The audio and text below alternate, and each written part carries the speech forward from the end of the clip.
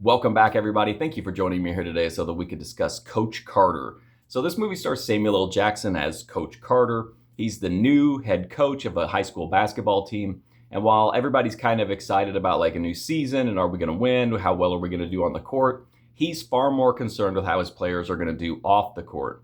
He wants them to get good grades. He wants them to conduct themselves, in their classes and at school with a certain level of, class and dignity. He wants them to, dress up on game day. He doesn't want them to get involved in trash talk with the other teams. And if you break his rules, the punishments can be severe. You can do a lot of on the good end, you could do a lot of running or a lot of push-ups. On the bad end, you could just get kicked off the team. He's basically willing to sit the team out rather than, watch these players fail out of school and throw their lives away. Just he's not gonna let that happen just to win a basketball game. And of course, that creates some conflict, and that's kind of the run here of Coach Carter.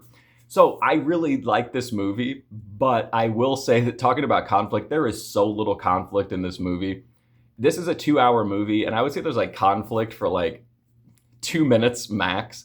Everything goes right for the team. Everything goes right for Coach. Like there'll be like an issue that pops up and they'll be like, oh, okay, here we go. Now the story's gonna, now we're gonna ruffle some feathers. Nope, it gets solved like immediately. And then it has kind of a wild ending, but given the rest of the movie, it kind of makes sense. But I thought it was good. I think it's really funny seeing Samuel L. Jackson in this role as like the supportive, nurturing coach.